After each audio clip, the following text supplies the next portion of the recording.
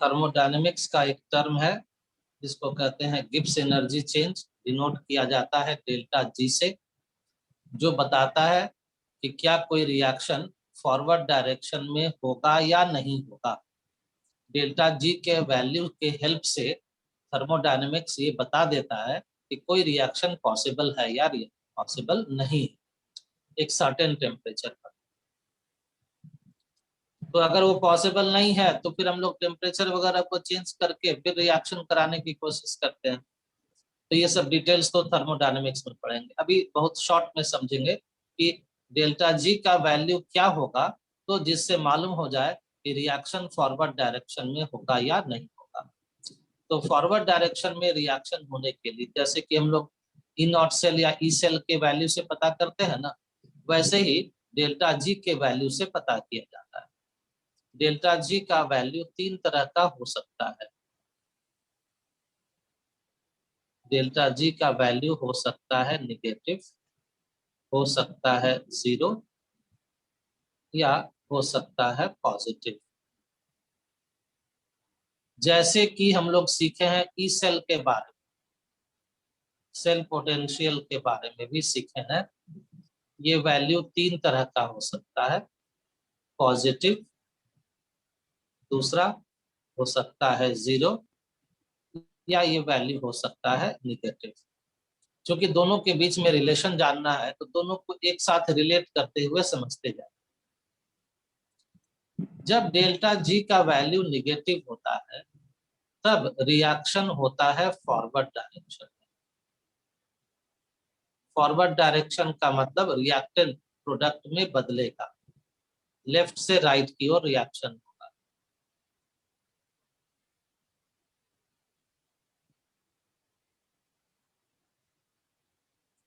उसी तरह से सेकेंड वैल्यू है डेल्टा जी का, अगर 0 आ जाए किसी रिएक्शन के लिए, किसी टेम्परेचर पर, किसी टाइम पर, तो हम लोग कहते हैं कि रिएक्शन इज एट इक्विलिब्रियम।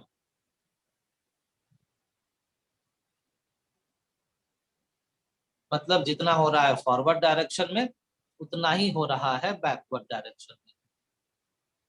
और तीसरा वैल्यू है पॉजिटिव। तो डेल्टा जी का वैल्यू किसी रिएक्शन के लिए, बहुत से रिएक्शंस के लिए पॉजिटिव भी आता है। तो अगर ये पॉजिटिव हो गया इसका मतलब है कि रिएक्शन फॉरवर्ड डायरेक्शन में नहीं होगा। Reaction not in forward direction but can take place in backward direction.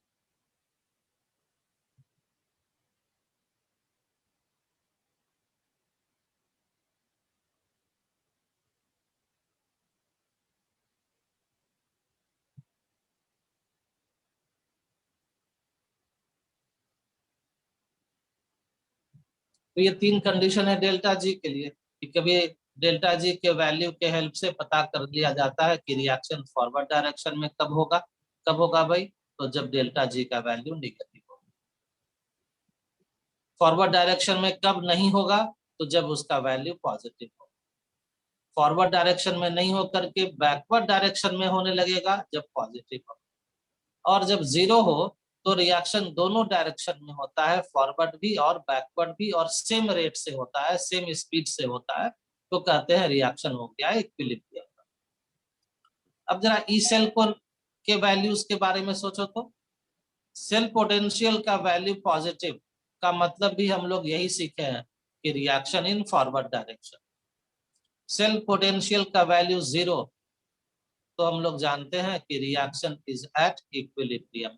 और सेल पोटेंशियल का वैल्यू निगेटिव तो reaction is not possible in forward direction but it can take place in backward direction. तो दोनों से में relation हो गया। क्या रिलेशन हुआ कि डेल्टा जी का वैल्यू जब निगेटिव होगा तो उस समय ई सेल का वैल्यू पॉजिटिव होगा और रिएक्शन फॉरवर्ड डायरेक्शन में होने लगेगा। तो डेल्टा जी के निगेटिव साइन के साथ ई सेल का पॉजिटिव साइन जुड़ा हुआ है कि जब भी किसी सेल के लिए, सेल रिएक्शन के लिए, रेडॉक्स रिएक्शन के लिए उसका सेल पोटेंशियल पॉजिटिव आएगा तो निश्चित है कि उसी रिएक्शन के लिए डेल्टा जी का वैल्यू निगेटिव आएगा। तो दोनों का साइन अपोजिट होता है, इतनी बात अभी समझ लेना है। अब आगे रिलेशन डिराइव करते हैं।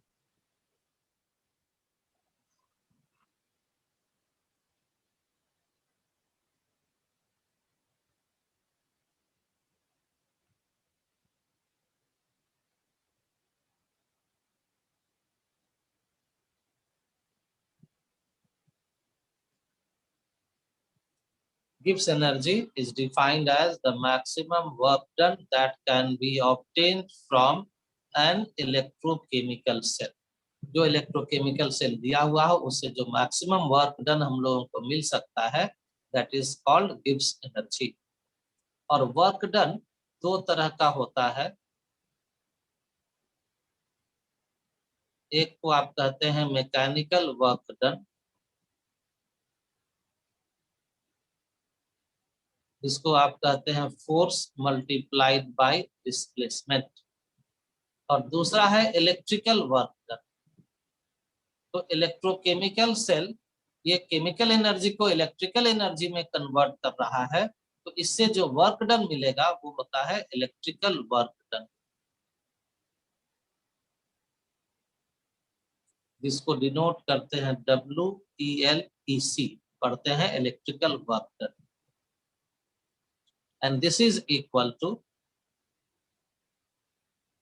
फोर्स की जगह पर हो जाता है EMF ऑफ द सेल, जिसको पढ़ते हैं इलेक्ट्रोमोटिव फोर्स, इसी को सेल पोटेंशियल भी कहा जाता है।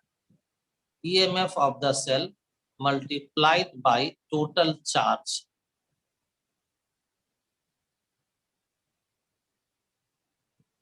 passed through the cell। EMF electromotive force multiplied by total charge। तो यहाँ पर जो हम लोगों को मिलता है इलेक्ट्रोकेमिकल सेल से वो इलेक्ट्रिकल वर्क डन है। यहाँ पर इलेक्ट्रिकल वर्क डन के नीचे लिख लीजिए, this is obtained from electrochemical cell.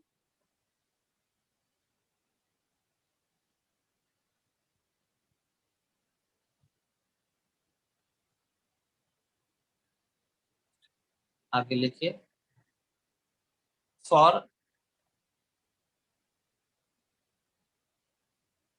Spontaneous cell reaction, spontaneous मतलब फॉरवर्ड डायरेक्शन में होने वाला सेल रिएक्शन, डेल्टा जी का वैल्यू होगा नेगेटिव और ई सेल का वैल्यू होगा पॉजिटिव।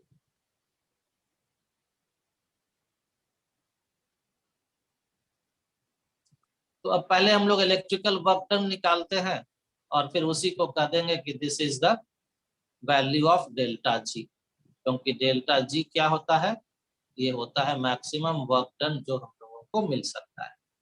और इलेक्ट्रिकल वर्क डन क्या होता है, तो EMF ऑफ द सेल का मतलब इसी को कहते हैं ई सेल, सेल पोटेंशियल को ही कहा जाता है electromotive force multiplied by total charge. अब जब कोई सेल रिएक्शन है, रेडॉक्स रिएक्शन है, तो उसमें हम लोग n का वैल्यू निकालते हैं ना, और n का मतलब क्या समझते हैं हम लोग, for a cell reaction n equal to यही ना समझते हैं, number of mole of electron transfer.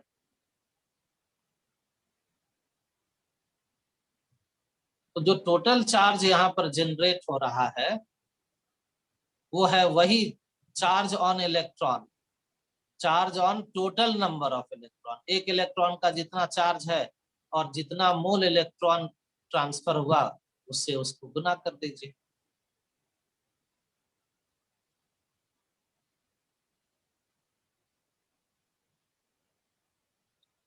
तो सेल रिएक्शन को देख करके n निकालते हैं, पहले से आप जानते हैं, और n बता देता है कि कितना number of mole of electron transfer हुआ है। समझिए,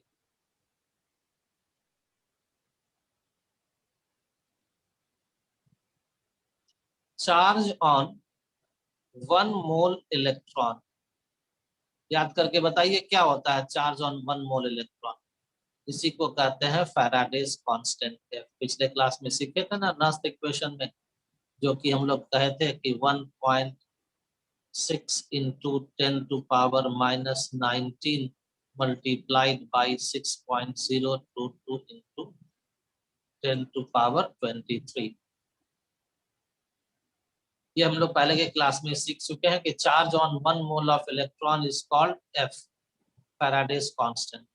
तो अगर उस सेल से n mole of electron transfer हो रहा है तो टोटल चार्ज हो जाएगा n मल्टीप्लाइड बाई f।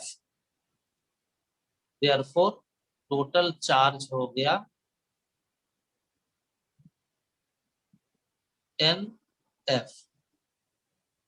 फिर से सुन लो, 1 मोल इलेक्ट्रॉन अगर ट्रांसफर होता तो 1 मोल इलेक्ट्रॉन पर चार्ज को कहते हैं फैराडेज कांस्टेंट।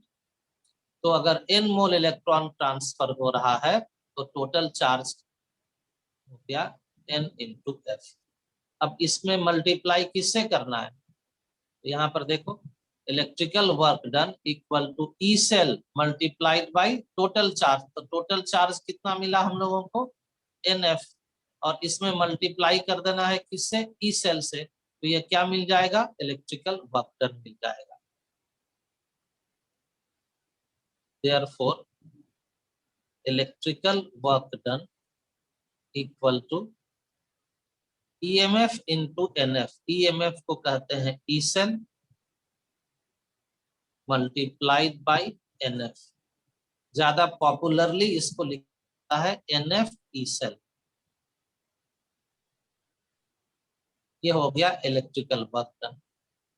और डेल्टा जी के बारे में क्या सुने थे कुछ देर पहले कि delta G is the work done that can be obtained from a cell.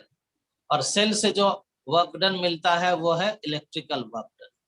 तो डेल्टा जी को कह सकते हैं कि delta G is the electrical work done obtained from the cell. और इलेक्ट्रिकल वर्क डन हो गया है NF ई सेल, और यही हो जाता है डेल्टा जी के बराबर। तो therefore delta G equal to W electrical. लेकिन डेल्टा जी का वैल्यू क्या होना चाहिए? निगेटिव होना चाहिए। क्यों निगेटिव होना चाहिए? क्योंकि ई सेल पॉजिटिव है तो रिएक्शन क्या है? स्पॉन्टेनियस है। और अब W इलेक्ट्रिकल का ये वैल्यू यहाँ पुट कर दो तो हम लोगों को मिल जाएगा delta G equal to minus NF E cell.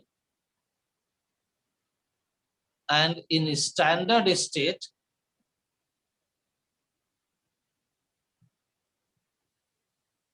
Standard state मतलब टेम्परेचर हो 298 केल्विन, कॉन्सेंट्रेशन हो सेल में इलेक्ट्रोलाइट का 1 मोल पर लीटर, गैस अगर है तो उसका प्रेशर हो 1 बार। तो ये हो गया स्टैंडर्ड स्टेट।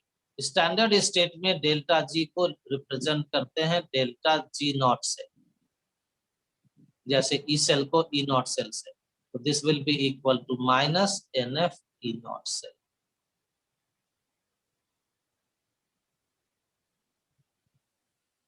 ये हम लोगों को मिल गया relation between E cell and delta G, और दूसरा E naught cell and delta G not.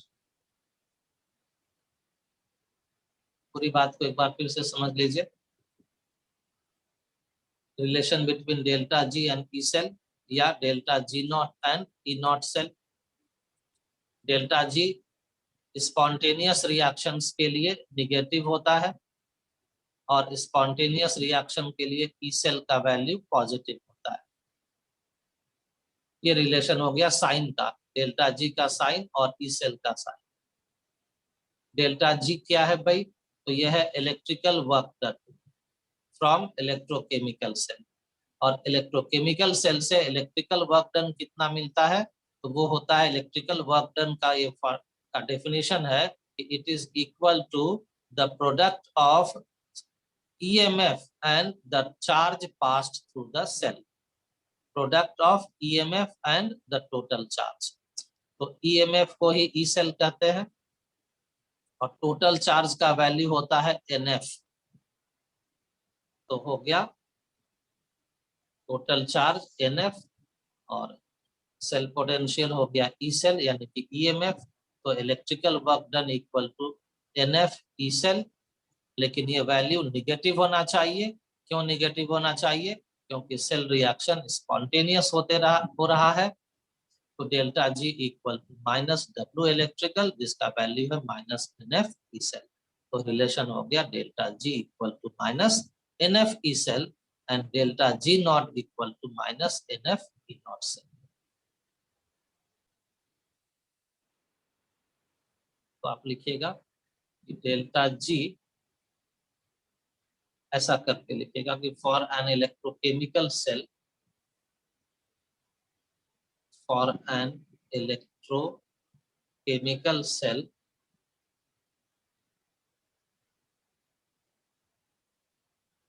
Delta G is equal to minus W electrical.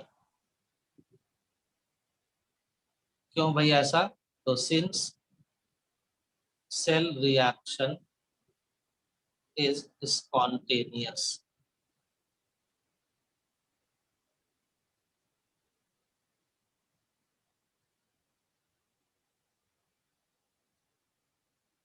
for electrochemical cell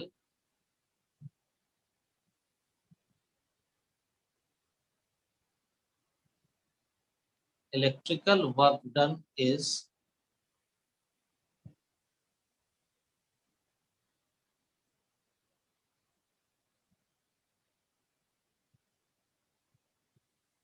product of EMF of the cell and total charge passed through the cell.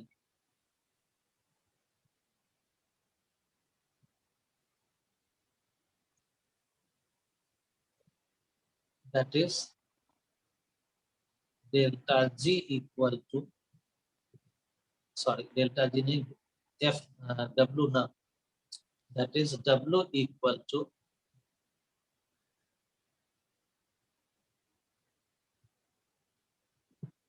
NF E cell। यहाँ पर bracket में लिख दीजिएगा NF equal to total charge. Therefore ऊपर में तो है ही लिखा हुआ कि delta G equal to minus W electrical, तो W delta G equal to minus W electrical equal to minus NF E cell and in standard state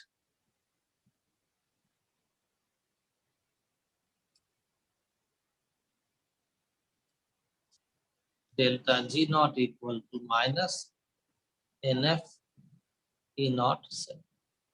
बस यही आपका आंसर हो जाएगा।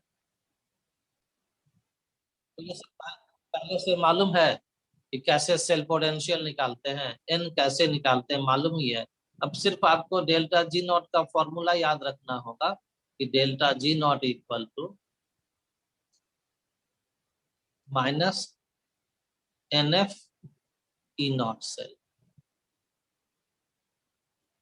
तो this is equal to minus N का value 2 हो गया, एफ का वैल्यू 96,500। अच्छा ये ई नॉट सेल नहीं निकाले, चलो निकाल देते हैं। 0.34 volt minus minus 0.76 volt copper और जिंक का वैल्यू रखती है। तो this is equal to 1.10 volt into 1.1 और डेल्टा जी इसका नाम चूंकि गिब्स एनर्जी है तो इसका यूनिट होना चाहिए जूल और पर मोल में यूनिट आता है। तो गिब्स एनर्जी का यूनिट है जूल पर मोल और वैल्यूज को इस तरह से मल्टीप्लाई कर दीजिए, मल्टीप्लाई करके जो आपको मिले वही आपका आंसर हो जाएगा। अगर आंसर किलो जूल में है मल्टीपल चॉइस में तो आप इसको किलो जूल में बदलिए, तो अगर सब्जेक्टिव क्वेश्चन है तो इतना ही करके और इसको मल्टीप्लाई करके वैल्यू लिख दीजिए, ये आंसर हो गया। Relation between delta G naught and K C. अभी आप सीखे कि delta G naught equal to minus N F E naught cell, और पहले सीख चुके हैं कि log K C equal to 2.303 R T by N F. Next equation से ये इक्वेशन डिराइव हुआ है, इसको मानिए इक्वेशन नंबर 1, इसको मान लीजिए इक्वेशन नंबर 2।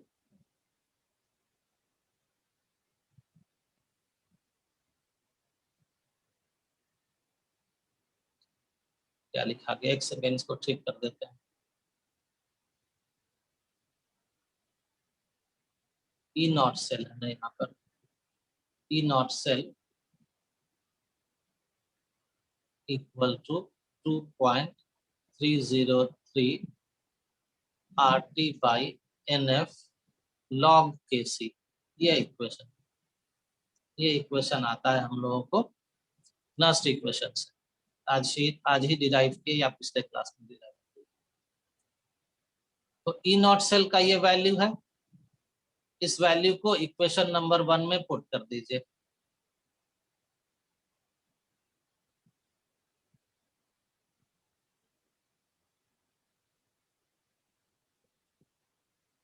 तो delta G naught equal to हो जाएगा माइनस एन एफ और ई नॉट सेल की जगह पर 2.303 R T by N F log K C. ये एन एफ डिनोमिनेटर या न्यूमरेटर कैंसिल हो गया, तो मिल गया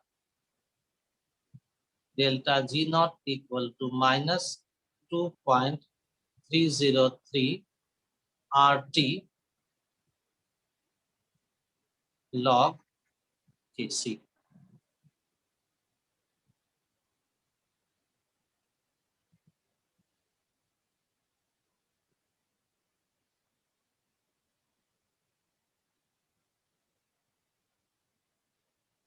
यही हो गया हम लोगों का रिलेशन बिटवीन के सी एंड डेल्टा जी नॉट। तो यहाँ से भी कभी न्यूमेरिकल आ सकता है आपको कि के सी दिया हुआ हो, डेल्टा जी नॉट निकालिए, डेल्टा जी नॉट दिया हुआ हो, के सी निकालिए। अब ये रिलेशन हो गया, डेल्टा जी नॉट थर्मोडायनेमिक्स का टर्म है, के सी इक्विलिब्रियम कांस्टेंट है, इक्विलिब्रियम का टर्म है। इसके पहले डेल्टा जी नॉट थर्मोडायनेमिक्स का रिलेशन ई नॉट सेल यानी कि इलेक्ट्रोकेमिस्ट्री से, second equation E naught cell यानी इलेक्ट्रोकेमिस्ट्री का रिलेशन के सी यानी कि इक्विलिब्रियम से। तो ये जो तीनों ब्रांच हो गया, यहाँ पर आ गया है इलेक्ट्रोकेमिस्ट्री भी आ गया, इक्विलिब्रियम भी आ गया और थर्मोडायनेमिक्स का भी टर्म आ गया है।